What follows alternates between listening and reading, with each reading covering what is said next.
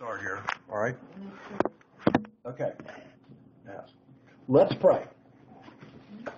Lord, thank you for many, many things that you do for us, even the everyday things that just we assume just function because they do. We know that they may not necessarily, and we thank you for all those things too.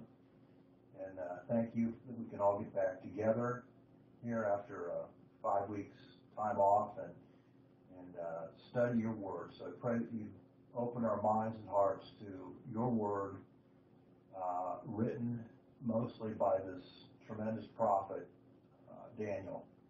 I pray that it will be used to bless our lives and to enrich us. In Christ's name, amen. Heavenly Father, thank you so much for keeping these people of great faith, Lord, with us, and that they were able to overcome the problems that they had on their trip, and that you blessed them all the way, Lord. So we want to thank you immensely for what you've been able to do and keeping your guiding hand upon their shoulders, Lord. And along with that, we want to thank you very, very much for the new church that FBC now has because of what you've done in our midst, Lord. So we give you great thanks, and the congregation is so excited, Lord, and I think it's lifted a lot of spirits in the church, Lord, and it sure has built a fire under quite a few. So, Lord, thank you very much. I know we have been praying for over 5 years for this to happen, and we know that you had your divine hand in this all the way, Lord. So, again, we want to thank you for that. And it goes on and on, Lord. We can't thank you enough for every day that passes, that we're kept safe, and we're still able to meet together in your name. Amen. Amen. All right, so And for the dog. Survived. That's true. Or better yet, Pam survived the Pam dog. survived. Yes. So turn to Daniel chapter 2. And you got your outline. Now I'm gonna teach this in two parts. We're gonna teach this in two parts because you can't. I'm going to break it at verse. I'm going to break it at verse 25 because it is about 49 verses long, the chapter, and the second part of it is the dream, and it's an interpretation of it, of this Gentile history, and that in and of itself is a complex enough thing. So we'll take that next week. So we're going to take the first 25 verses this week. So let's read. Well, let me just before we read the first 5 verses, let me give you a little review of history and chronology, kind of bring us back to what I said the last time I taught on this chapter 1, and remind you kind of where we are. So 612 BC, Nineveh, which is the capital city of the Assyrians, falls to a coalition of the Babylonians and the Medes. So Assyria doesn't end totally as a power, but its capital is captured, and so it's wounded, okay, significantly. Okay, the Babylonians are now gaining increasingly more influence, military power and influence. Now, 609 BC, Pharaoh Necho of Egypt leads an army north against Assyria.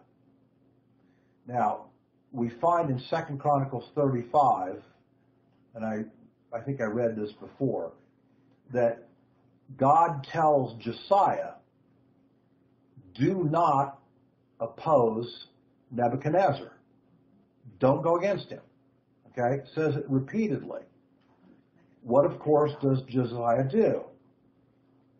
He goes against Nebuchadnezzar. Okay? And what happens, of course, is in the battle he dies. He's shot with an arrow. He dies. He's done. Now, 606 BC, we have this young general of Babylon named Nebuchadnezzar. Okay? He ends up then taking on the Egyptians at this famous battle in antiquity called Carchemish. It's the Battle of Carchemish. It's in what is modern-day Syria today. Okay? You'll find reference to it in Jeremiah 46, 1 through 6. And as a result, the Babylonians defeat the Assyrian, Pharaoh and the Assyrians, and they become, as a result at that point, the world dominant power. Okay, there's nobody else on the block at that point that's as capable militarily as they are. So they now are the force in the Middle East. Yes, the Babylonians. Okay? Now, in early 606, Nebuchadnezzar, the son, the general, learns that his father's died, Nebuchadnezzar. Okay? His father dies. And he quickly returns to Babylon because he needs to become installed as the king now. He then, after his installation, returns to Jerusalem and sieges it and conquers it. And he deports an elite number of people. We estimate him to be maybe around 10,000 or so. Sets up a puppet king in Judah on the throne to kind of hold things together. And of course, this is when Daniel and his buddies, along with lots of other people, are exiled and taken to Babylon. That's how Daniel gets there. He's probably about 15 years old, as far as we can tell. That was the age of those young kids then. Okay? All right. That's kind of the historical background and chronology. So let's read chapter 2, verses 1 through 5, and we'll talk about this. It says, now in the second year of the reign of Nebuchadnezzar, Nebuchadnezzar had dreams. Now, notice it's plural, and we'll talk about that in a minute, okay? And his spirit was troubled, and his sleep left him. Then the king gave orders to call to the magicians and the conjurers, the sorcerers and the Chaldeans, to tell the king his dreams. So they came in and stood before the king. So all the advisory staff is now brought in. But remember, I think it's this kind of critical point, it's his father's advisory staff. Who are the Chaldeans? We'll go through them. Do that? Okay. We'll go through each one of them and what they mean, okay? All right. So there's a number of things in this chapter that make me suspicious that you don't trust these guys. And I'll point them out to you as we go, all right? So, verse 3, the king said to them, I had a dream, and my spirit is anxious to understand the dream. Then the Chaldeans, this one group that we'll talk about, spoke to the king in, of course, Aramaic, because everyone spoke Aramaic in Babylon. He says, O king, live forever.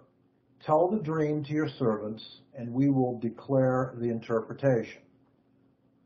And the king answered and said to the Chaldeans, the command from me is firm. If you do not make known to me the dream and its interpretation, you will be torn limb from limb, and your houses will be made a rubbish heap. No pressure there. Okay? No pressure, right. Okay? So we'll stop there and discuss this for these verses and go through it.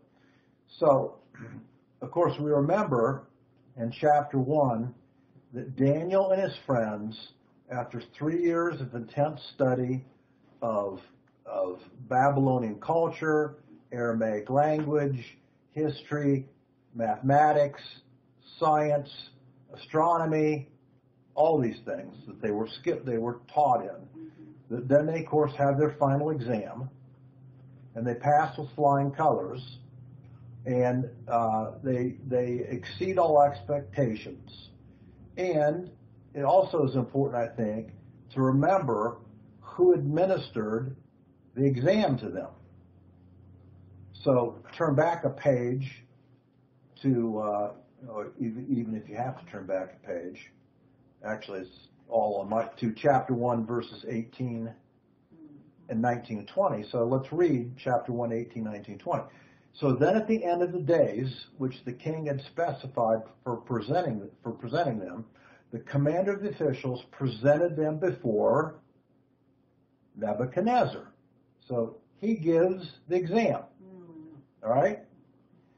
And the king talked with them, and out of them not one was found like Daniel, Hananiah, Mishael, and Azariah, so they entered the king's personal service. And as for every matter of wisdom and understanding about which the king consulted them, he found them 10 times better than all of his magicians and conjurers who were all in his realm. So, we know the king has personal experience about who Daniel and his buddies are because he gave the exam. They're not some obscure exiles that he's never met. Okay? And keep that in mind as we go on here. Okay, so we see that as Nebuchadnezzar has this dream, that it has a spectacular and very disturbing nature to him. Now, some believe because the word is plural, dreams, okay, that it was the repetition of this dream over several nights. Okay? Now, it is the second year of Daniel's tenure, okay, once he was installed, and the fourth year that he's in Babylon in which this occurs. Probably the end of the fourth year. Now, I want to point out that dreams were often considered significant in the ancient Near East. Okay? Very often considered significant and studied. And the Aramaic word used by the king indicates that the dream really disturbed him, and it indicates in the Aramaic that he sensed that it had some very important significance that he needed to understand. So it wasn't like this casual, I had a weird dream last night. Well, I wonder what that was about. He had some sense that it was really important, and he needed to understand it. And we'll learn one more thing, too, in a minute here about it that is also important. So he seeks, he does what I guess any monarch does that has an advisory staff, and that is he goes and he calls on them, his various advisors, for answers. But of course, there's this very important caveat to what he says. That, of course, makes it absolutely impossible for them. He tells them, they say to him, tell us your dream. And he says to them, no, you tell me what I saw. Tell me the dream. And then interpret it for me. And they go, duh. Like, we can't do that. Okay? And of course, it goes downhill from there. Now, if you'll notice in chapter 2, look at verses 28 and 29. We learn something at the end of chapter 2 that tells us a very important element about this dream. We'll start in 28. Daniel speaking, actually. However, there's a God in heaven who reveals mysteries, and he has made known to King Nebuchadnezzar what will take place in the latter days. This was your dream and the visions in your mind while you were in your bed. As for you, O king, while on your bed, your thoughts turn to what would take place in the future. And he who reveals mysteries has made known to you what will take place. So, prior to the dream, apparently, he knew what he was thinking about. He was contemplating what's the future going to be. undoubtedly, what's the future going to be for him? Yeah. What's Babylon's future going to be? Okay, and it just so happens that within that time frame, God gives him this dream. But Daniel was able not only to interpret that, but also to be able to know what he was thinking about. Exactly. All this was revealed to Daniel, okay? So, this is why we think this dream was so significant to him, okay? Now, I want to talk for a moment about dreams because, I think, for instance, if we were to ask the question today of, let's say, the evangelical church, do you believe that God gives people prophetic dreams?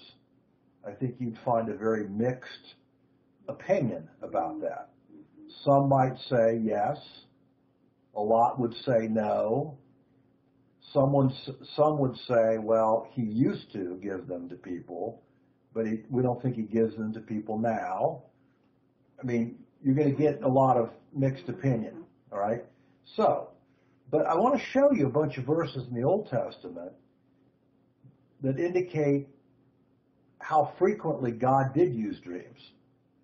And he used them with the believer and the unbeliever, both. So, let's turn first to Job 33.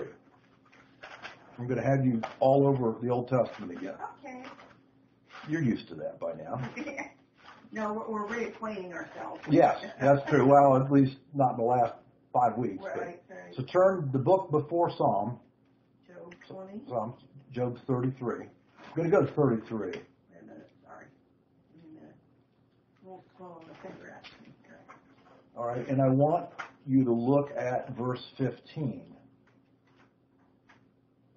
Well, let's 14 and 15, okay?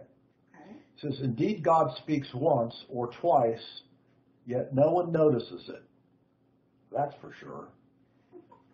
Okay? That's a true statement to this very day. Verse 15. In a dream, a vision of night, when sound sleep falls on men, while they slumber in their beds, then he opens the ears of men and seals their instruction, that he may turn man aside from his conduct and keep him from pride. Okay, and it goes on and on. So here Job is indicating clearly to us, probably the oldest book in the entire Bible is the book of Job. And he's saying God instructs people through dreams. Now, that still may not convince the New Testament person that that's true. What do you think? I think he still does. And I think it's very likely that as we get even closer to the end, it's going to happen a whole lot more. Okay? I think that people like David Wilkerson have gotten prophetic dreams, and certainly David's written a book on the prophetic dreams. I'm not saying no one but him, but there are people that have enormous credibility as believers that claim that they've had prophetic dreams, and there are those that have also, we've seen some of these things happen. So certainly not everyone that claims they had a prophetic dream clearly has had a prophetic dream. Yeah, I'm Okay? very careful. So, but I do, personally, I do believe that it is still something that God does today. You know, he chooses to do what he chooses to do with who he chooses to do it. Okay, so, all right. So now go to Genesis. We'll spend a little time here in Genesis. Go first to Genesis 37. Notice, by the way, in that one, he's not really saying clearly in Job 33 who he gives dreams to. He says to men. Okay, so we don't know if he is specifically the believer or the unbeliever or both. It's not that clear in that verse. Okay? It just says to men. So we go back to Genesis chapter, let's see, we're going to go to Genesis 41. Does that mean that during Job, all people were believers? No? No way. No. No, I think, Job, the world was probably very similar. There were those that believed and those that didn't believe. I mean, we know that. I mean, Didn't Job, his wife say to deny God? yeah, you don't know that she was not a believer because of that, but she sure was one discouraged. Well, She was angry. at She was God. angry. she believed it, but she still told him to forget it. I know, she did.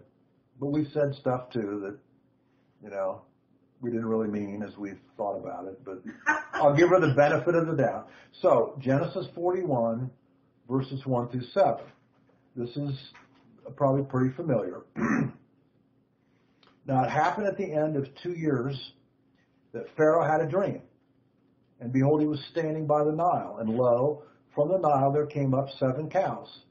7, sleek and fat, 7 fat, 7 sleek, and sleek as emaciated, okay? And they grazed in the marsh grass. And behold, 7 other cows came up after them, from them ugly and gaunt. So there's 7 good ones and 7 bad ones, okay? And they stood by the other cows on the bank of the Nile. And the ugly and gaunt cows ate up the 7 sleek and fat cows. Then Pharaoh awakened. And he fell asleep and dreamed a second time. And behold, 7 ears of grain came up on a single stalk, plump and good. And behold, 7 ears thin and scorched by the east wind sprouted up after them. And the thin ears swallowed up the 7 plump, full ears. And Pharaoh awakened, and behold, it was a dream. So here's Pharaoh, who I think we can clearly say is not a believer, okay? He gets this dream during the time of Joseph, and of course he seeks Joseph for the answer to the dream. But didn't Sarah also admit the existence of God?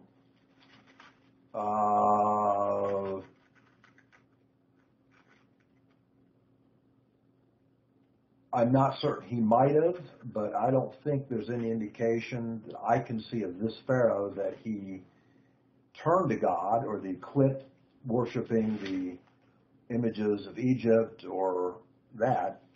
I don't think there's any indication that I know of that he, through the result of this, forsook his idolatry. If you can find, a verse that indicates that, that's fine, but I'm not thinking of one right off the top of my head. So, now turn from Genesis 37 to Genesis 40. We were at 41. Now we go to 40. I'm sorry. We're You missed 41? 37. I'm sorry. Then turn back to 37. I'm sorry. Okay, that's fine. Jump my outline here. So back to 37, and we're going to read 5 through 9. Then Joseph had a dream, and when he told it to his brothers, they hated him. And he said to them, "Please listen to this dream which I've had." And behold, and he got, the dream. They're binding these sheaves, and then, of course, all their sheaves, quote, that represent each one bowed down to his, and even mother and father end up bowing down. And this did not really make anyone too happy to hear this. But he had this dream, and of course we know that it's a prophetic dream, and we know that it ends up being exactly the way the dream is given. Even though they didn't like it at the time, that's truly the way it worked out. So there's another. So here's a dream to someone that we know that's a believer. Now you might also turn to back over to 40, and I'm not going to read this whole section, but again, it's about Joseph, and it says it came about after, starting verse 1. Genesis 40, starting verse 1. And it came back after these things, the cupbearer and the baker of the king of Egypt offended their lord, the king of Egypt, and the Pharaoh was furious with his 2 officials, the chief cupbearer and the chief baker, and so he put them in confinement in the house of the captain of the bodyguard, in the jail, the same place where Joseph was in prison. So Joseph had now been about 3 years in this prison. Okay, remember Potiphar's wife, gives false testimony and lies, and so Potiphar has him thrown in prison. So at any rate, they realize, these guys then, the cupbearer and the baker, have dreams. And they hear that Joseph, has been able to interpret dreams, and so they go to him and say, couldn't you interpret this? And then, of course, Joseph ends up being given the interpretation, and to one guy it's thumbs up, the cupbearer, and the other guy it's thumbs down, and he gets killed. And that's exactly what happens, of course. So here's another dream to someone that we know is a believer that receives a prophetic dream. Now, turn back to Genesis 20, and this is an interesting one, I think.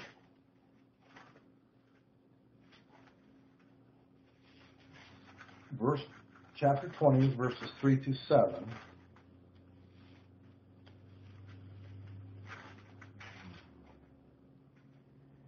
This is to a pagan king. His name is Abimelech, and he is the king of this area called Gerar. So in verse 3, God came to Abimelech in a dream in the night and said to him, behold, you're a dead man. That's not the kind of dream you want from God, particularly, okay? And of course, then he tells him why. Because of the woman whom you've taken, for she is married. Remember, Abraham lies and doesn't tell him that the woman that he's with is his wife. He tells him it's his sister, which is a half-truth, because it's his half-sister. So this is all following that right when, Yeah.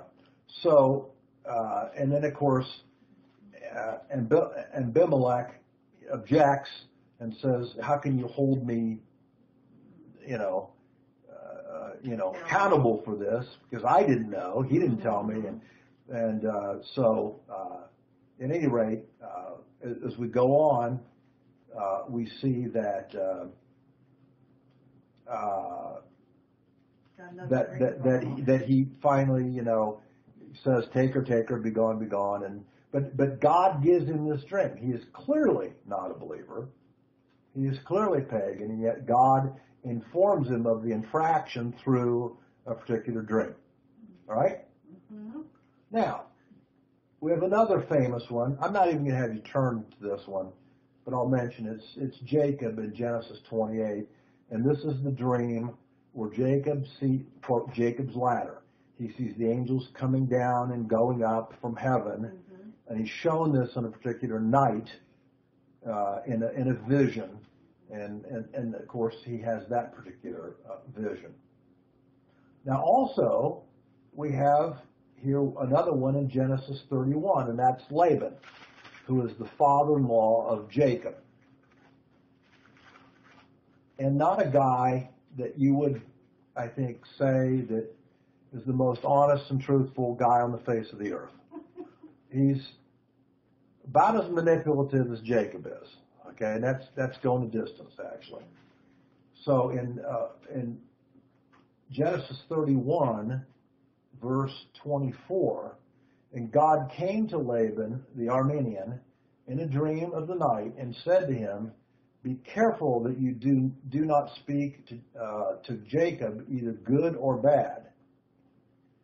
In other words, watch yourself. All right?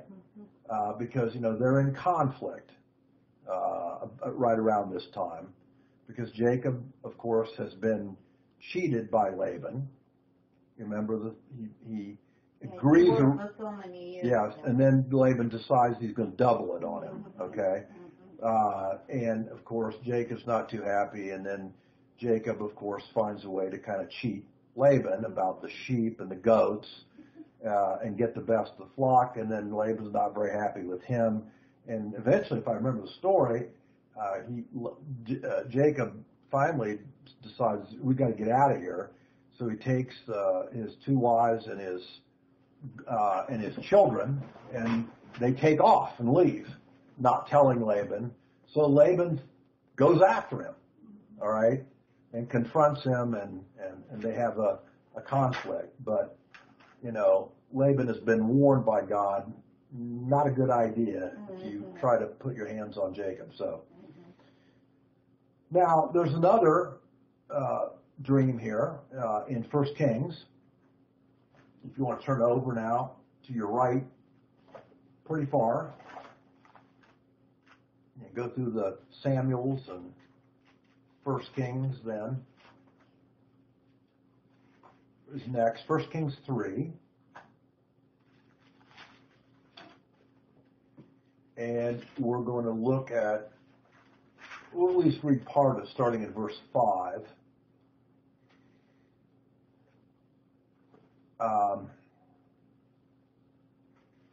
In Gibeon, the Lord appeared to Solomon in a dream during the night. And God said, "Ask what you wish of me." And Solomon said, "Thou hast shown great loving kindness to thy servant David, my father, according to all that he walked before thee in truth and righteousness and uprightness of his heart. And thou hast reserved for him this great loving kindness, and thou hast given him a son to sit on the throne as of this day. And now, O Lord my God, thou hast made thy servant king in place of my father David. Yet I am but a little child." He wasn't really a little child, but he was young. "And I do not know how to go out or to come in. And thy servant is in the midst of thy people, which thou hast chosen, a great people who cannot be numbered or counted." Now, verse 9, "So give thy servant an understanding heart to judge the people, discern between good and evil." So he asked for wisdom. This is the dream, okay?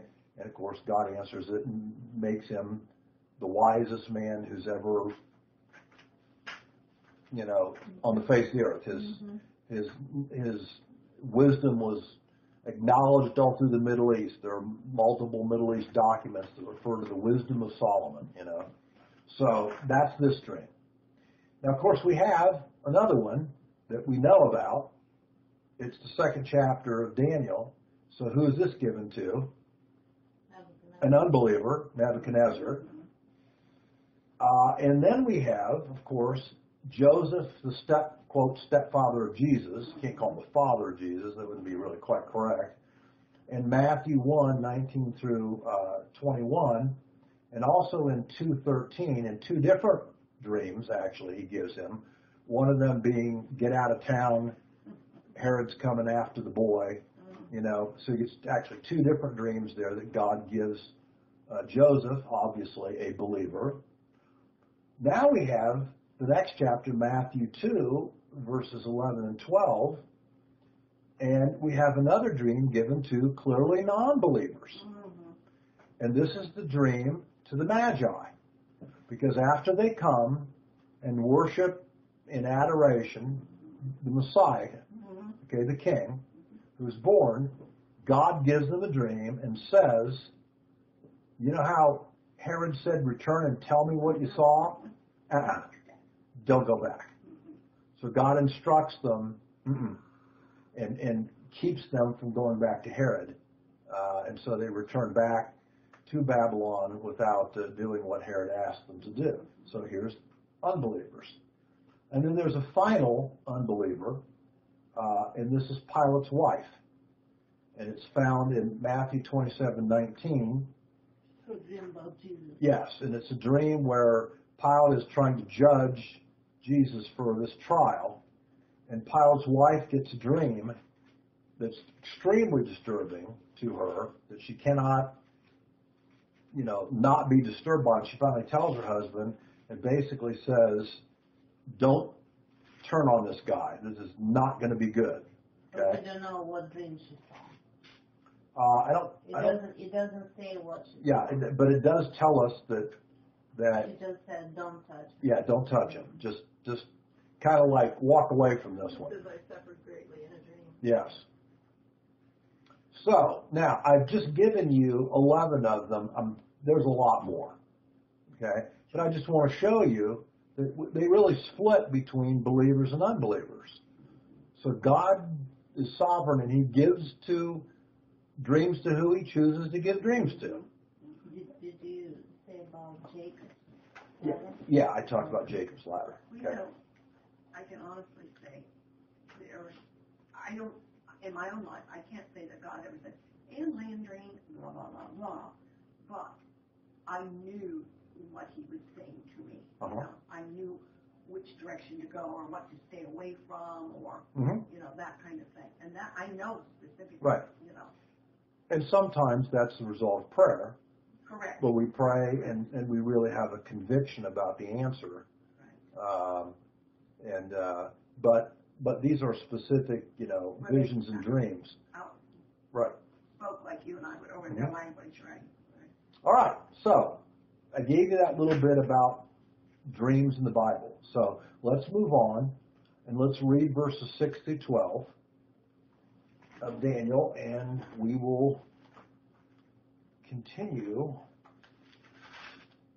covering the first half of this second chapter. So back to our story in verse 6.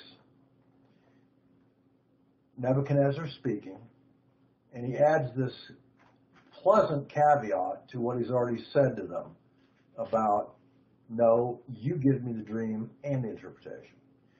Verse 6, but if you declare the dream and its interpretation, you will receive from me gifts and reward and great honor. Therefore declare to me the dream and its interpretation. Well, that sounds okay, doesn't it? Just wait for the next verse.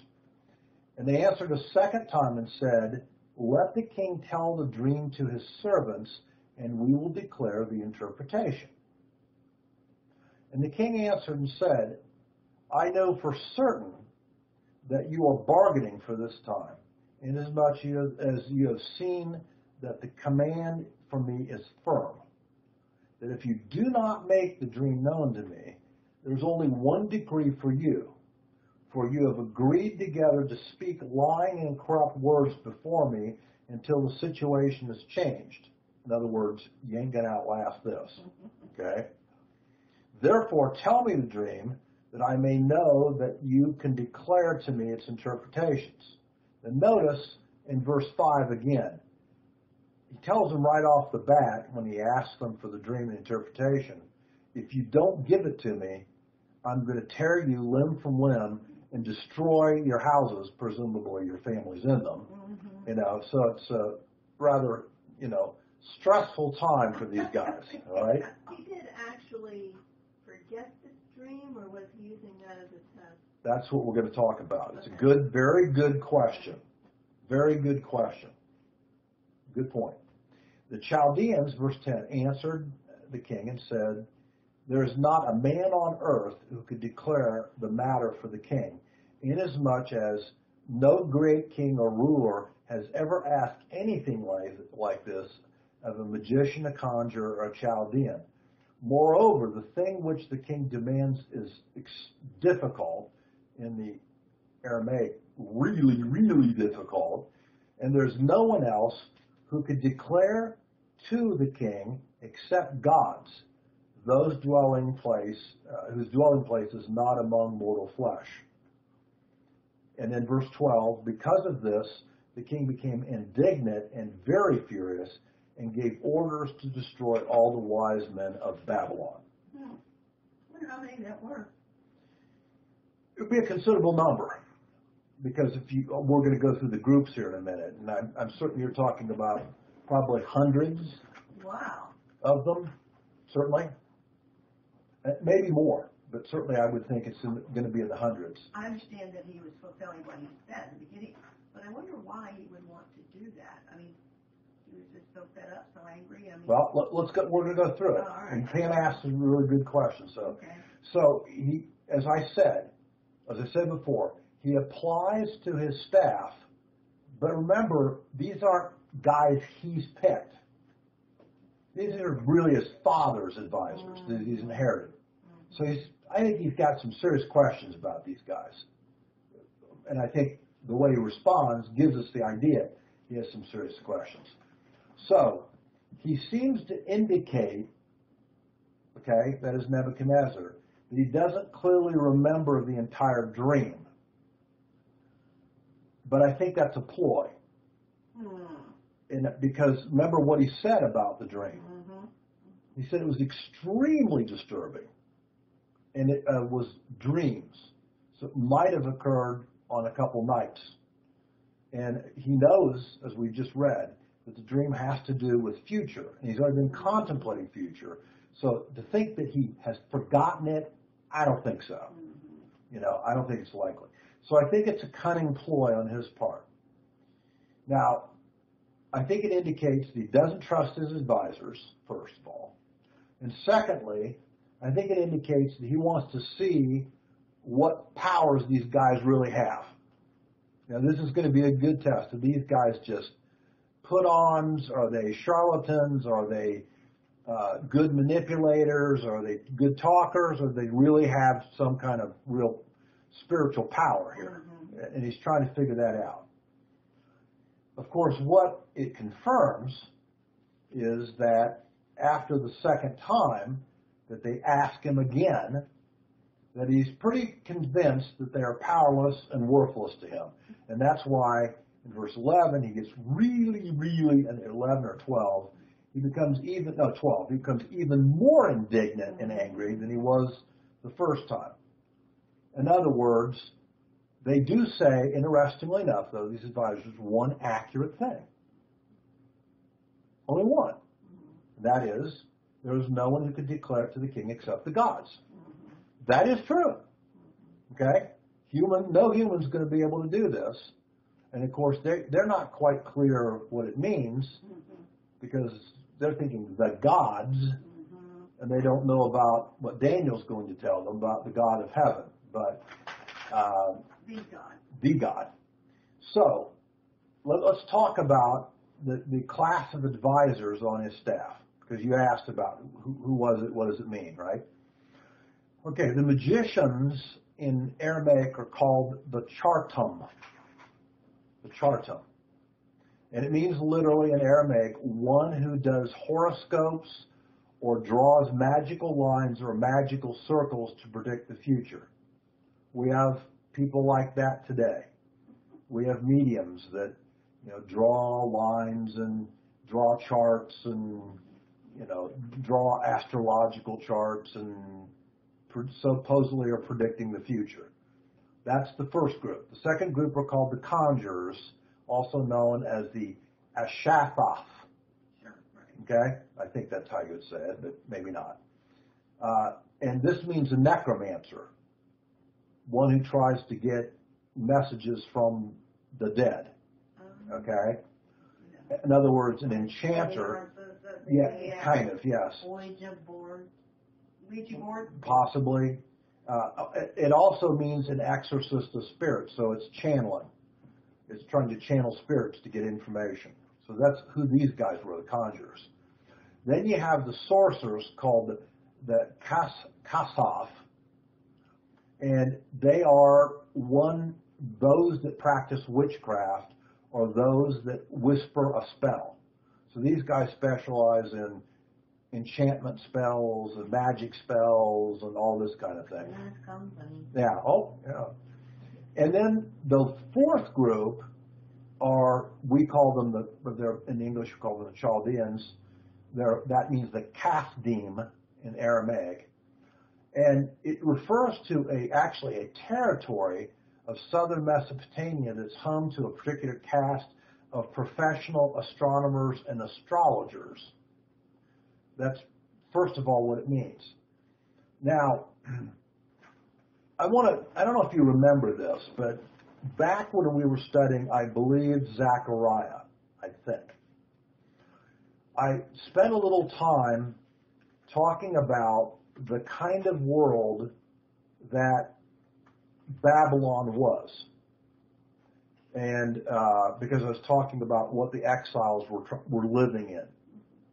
And I read you from this article, and it was kind of a day in the life of this Babylonian guy who was some type of exorcist that helped people with diseases and spells.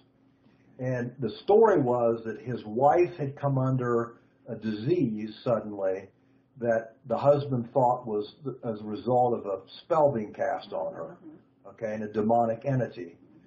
And so he hires this guy, okay, a professional, spell breaker.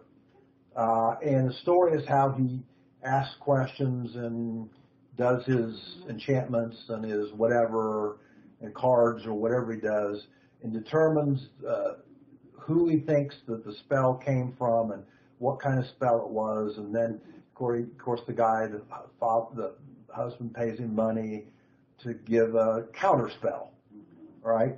Well, what I went on to show you is this was, in the article, this was kind of a everyday day in the life of a Babylonian. Routine. In other words, this stuff was going on all the time. They lived in one massive cauldron of occult. Okay? This is the world that Daniel and his buddies live in. Okay? And interestingly enough, it's the world that Daniel and his buddies stay in for the next 65 years. God does not take them out of it. No. Daniel pretty clearly dies in Babylon. Right. Okay?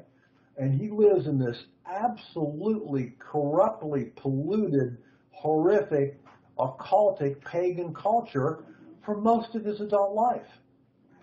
Now, if you think about that, it doesn't give me much sympathy for Christians that say, well, I just don't want to deal with that. It's so worldly. It's like, are you kidding me? Do you know who Daniel was? I mean, did Jesus shy away from all these crappy people? No. Then why should we? We don't have to practice what they practice, but to try to seclude ourselves from the world is just really, to me, not biblical at all. Question? Yes. Okay, and a comment also. A question. It says here, the sorcerers, to whisper a spell. Well, now, right now it's Halloween time. Okay? So we're seeing a lot of TV and whatever. Okay. And, it's hocus pocus, whatever. Is that real, or is that a bunch of... Oh, no, it's absolutely real. That Harry Potter, they actually went to England to confer with witches. Oh, yeah. So that it would be more realistic. So when they did their shows, the movies, I did not know that. Realistic. Do you know how realistic Halloween is? It is. It is the high holy day of Satanists. It's a satanic holiday. I knew that. And they kill thousands of children and babies on that night. And the way we know they get them, because of people that have come out of the occult and have become Christians, is they're trafficked kids and trafficked people. They traffic them. I'm listening. Yeah, some of the trafficking they're doing now is so creepy and dangerous. Like they'll have a couple women that's on the trafficking group, and they'll go into a bathroom, okay? And one woman will, and the other woman will go and they've watched who the parent is, and they'll go make up some dramatic crisis to the parent when this 12-year-old or whatever is in the bathroom, and the other woman takes her to, honey, mommy's talking to this woman, and there's a big thing here. Mommy told you you're supposed to come with me, so we're going to meet her in just a minute, and so, and takes the girl out, and they never see her again. Oh, wow. This happens in malls. It happens all over. Really? We estimate that there's conservatively 250,000 trafficked children a year. They also traffic runaways all the time. They also traffic children out of foster homes all the time. I've heard that. I'm sorry. What? We're talking about it. I'm sorry. Yes. I asked the question. She asked the question. It's a good question. Okay? So, I'm sorry. this stuff is very real. Admittedly, there's all kinds of charlatans that aren't real, but there's plenty of very real stuff that goes on. So, and this is the world that Daniel lived in. Now, there's an additional reason why that we think that the advisors were probably bartering for time with the king. One was just to see if he'd not continue with this insistence. That's part of the point. But there's another thing that's I want to point out too. In the Babylonian culture and in the Babylonian documents, which we have tens of thousands of, clay tablets, we have a lot of documents from Babylon. There are lots of documents called dream lists. What's it called again? Dream lists. Dream list. Right. And what they are is that these type of people, these occultic type of people, catalog the dreams that people have and write them down, and then they'd make a catalog document out of them, and then they would try to supposedly have a interpretation of it written down also. We have books in Russia. Oh yeah. So Dream interpretation. right. And so what they, I mean, this is legit. we have lots of documents, Babylon, that show these dream catalogs. I mean, and they're big. There's like thousands and thousands and thousands of them in these catalogs. Just catalog dreams with interpretations. So another thing we think that probably was going on, since we know that was part of their culture, and they had to be professional dream analyzers also, is that they were trying to buy time to go to the dream documents, the dream catalogs, and see if they could find one like this and give them the answer. Yeah, got it. Okay? That's probably the other reason why they were trying to stall. I've never heard this before. All right. Now, of course, we find that Nebuchadnezzar, by his nature, is a man who expects results and has absolutely no tolerance for failure. He's a tough guy.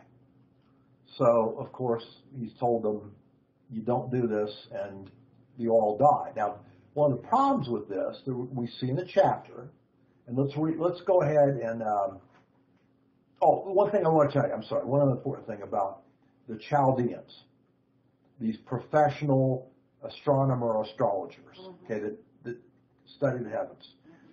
In 500 BC, there was one of these guys, okay, a Chaldean, named Nabarimanu.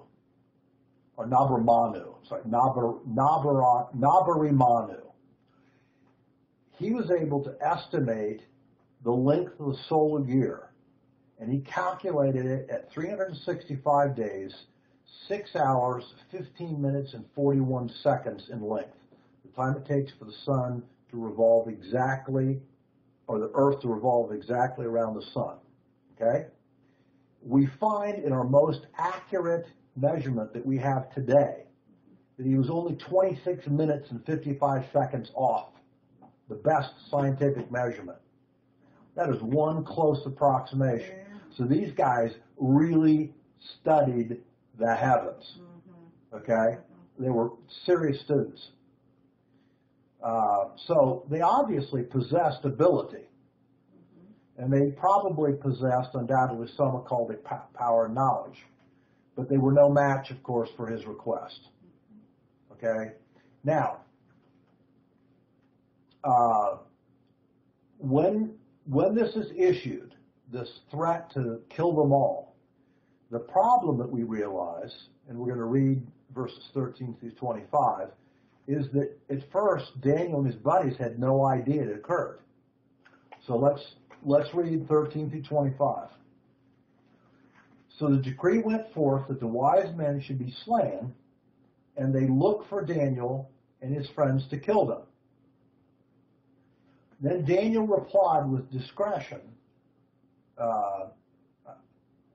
Then Daniel just replied with discretion and discernment to Arioch, we already know of him. He's a head administrator and captain of the guard, and probably he's also the master executioner, more than likely, all right? And so it says, he applies to Arioch, the captain of the king's bodyguard, who had gone forth to slay the wise men of Babylon. And Arioch answered and said, to Arioch, the king's commander, for what reason is this decree for the king so urgent? Then Arioch informed Daniel about the matter. So Daniel doesn't learn until after the fact, possibly a day or two later, that this had even happened. He doesn't know, nor do his friends know up to this point. So Daniel went in and requested of the king that he would give him time in order that he might declare the interpretation to the king. Verse 17, then Daniel went to the house and informed his friends, Hananiah, Mishael, and Azariah, about this matter, in order that they might request compassion from the God of heaven concerning this mystery, so that Daniel and his friends might not be destroyed with the rest of the wise men of Babylon. Then the mystery was revealed to Daniel in a night vision. Then Daniel blessed the God of heaven, and Daniel answered and said, let the name of God be blessed forever and ever, for wisdom and power belong to him. And it is he who changes the times and the epochs, he who removes kings and establishes kings, he who gives wisdom to wise men and knowledge and understanding, he who reveals the profound and hidden things, he who knows what is in the darkness, and the light dwells with him. To thee, O God, O my God of fathers, I give thanks and praise, for thou hast given me wisdom and power, even though thou hast made known to what we requested of thee, for thou hast made known to us the king's matter. Therefore Daniel went to Arioch, whom the king had appointed to destroy the wise men of Babylon, and spoke to him as follows, don't destroy the wise men of Babylon. Take me to the king's presence, and I will declare the interpretation to the king. Then Arioch hurriedly brought Daniel in the king's presence and spoke to him as follows, I have found a man who, among the exiles from Judah, who can make the interpretations known to the king. All right? So, let's finish this off.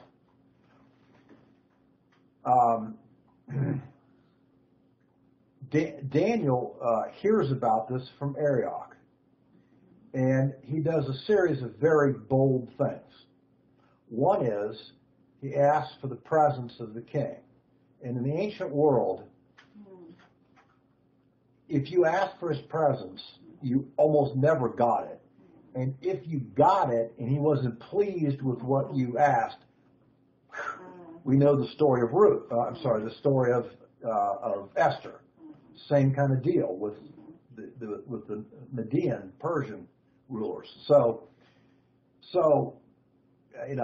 but he does go. He is allowed to go to the king, and I think only because the king knows Daniel, as we said in chapter 1. He knows who he is. He's tested him. Okay, and so Nebuchadnezzar grants them.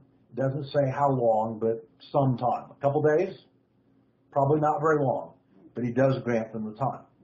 All right? So they now have a few nights to pray to the God of heaven to give answers.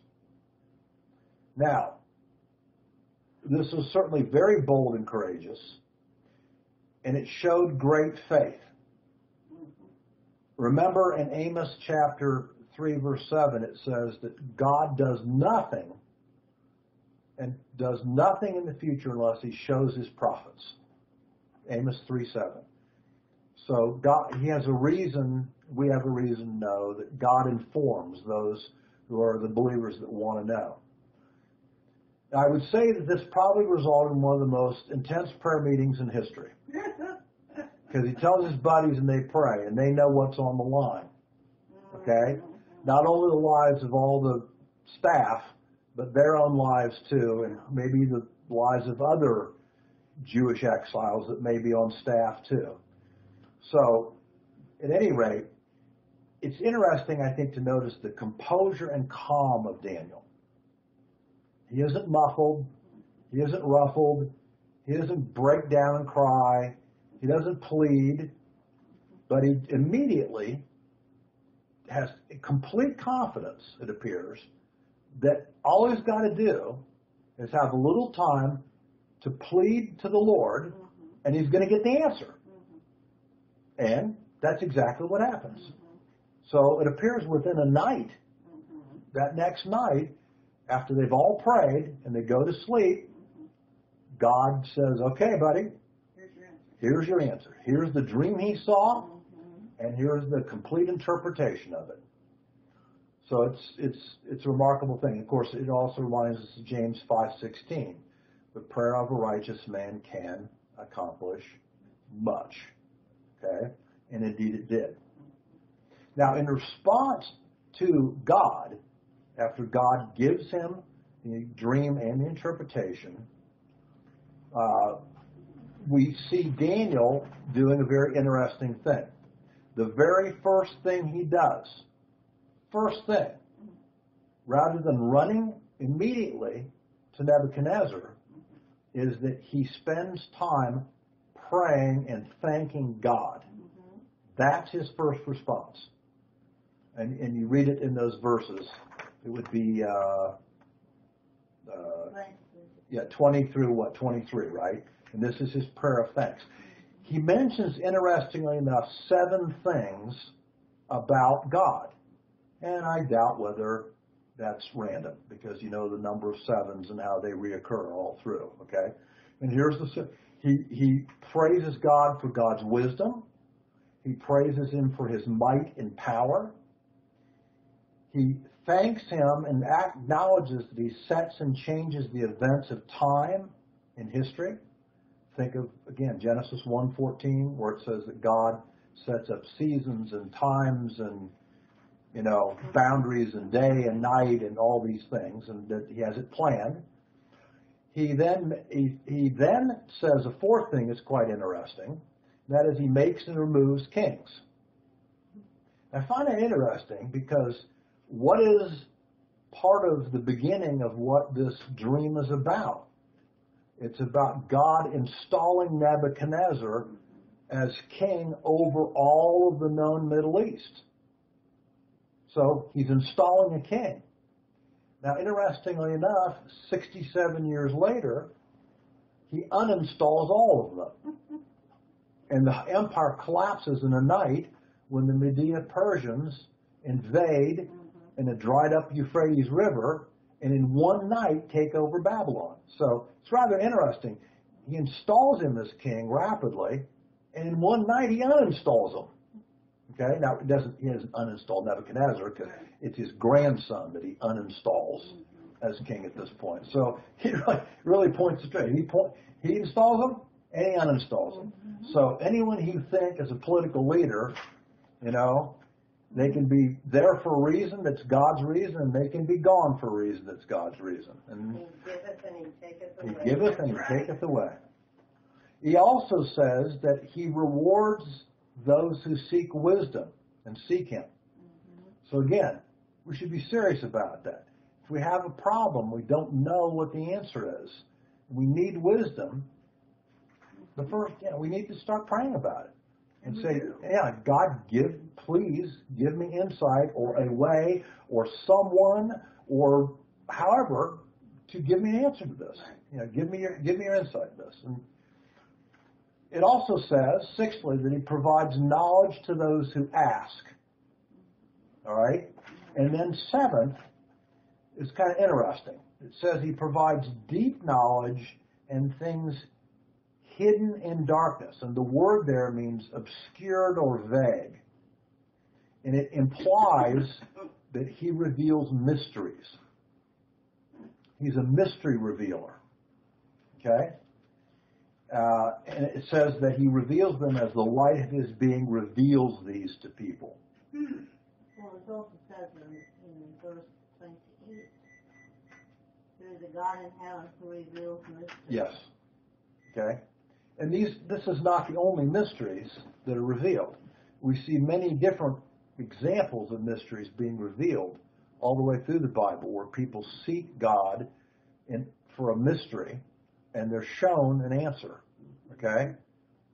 You're going to see it again pretty soon in Daniel, especially in several chapters actually, 8 and 9, where Daniel has some other prophetic visions, and he doesn't know what they mean. And so, again, he seeks the Lord, and he is given more information.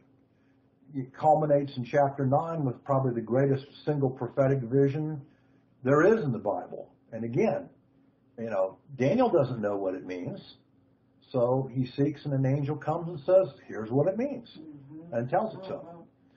So, and if you think about it, this is also the nature of biblical prophecy. God reveals it, but you don't always know the complete meaning of what he's saying. Right. And it usually takes considerable prayer and study to know it. And sometimes time has to elapse to know it too, because it only becomes more clear as time elapses. And I'm going to show you that also next week when we go through the statue, the image, and go through it. I'm going to show you how that's true. So, we see a stark contrast here between the king's advisors and Daniel. They can't do it, they have no power to do it, and they're going to die. And the God of heaven, Daniel's God, reveals it all and saves it wise. Okay? Now, I think the last verse that we studied here is quite interesting, and we'll stop with this. And it's verse 25. And that's where he says, Narok hurriedly brought Daniel into the king's presence and spoke to him as follows. I found a man among the exiles from Judah who can make the interpretation known to the king. Let me assure you, he's absolutely stretching the truth here. Okay? Because it's Daniel that has to seek him and ask him what's going on, number one. Right? All right? Number two, he doesn't seek Daniel out, nor does he ask of Daniel help, nor does he ask Daniel whether he can interpret the dream. Does he? No. All right? But being a true administrator and a professional administrator, it appears that administrators and their character don't change over the centuries and the millennia. They always take credit for themselves. I found this guy. Wait a minute. But on the other hand, he's taking the responsibility. He was, I agree, to an extent, but I think it's fair to say he's seeking favor for himself by saying it this way and doing relatively little to really merit. It was quite risky too. But, okay, how did he know that Daniel was going to say the truth? He didn't know that. Well, that's true, but I maybe he had a dream. That's true, But I'm a little. He doesn't quite tell the truth in the whole thing. He sounds like he's padding his own resume here. Okay, that's what most of them do. So I guess we can expect that. So all right, so we'll stop here. And next week, we're going to take the statue, and please read it over, because number one, realize this is a completely unique dream, because most of the Bible in the Old Testament is all about Israel and the history of Israel and the future of Israel. Okay?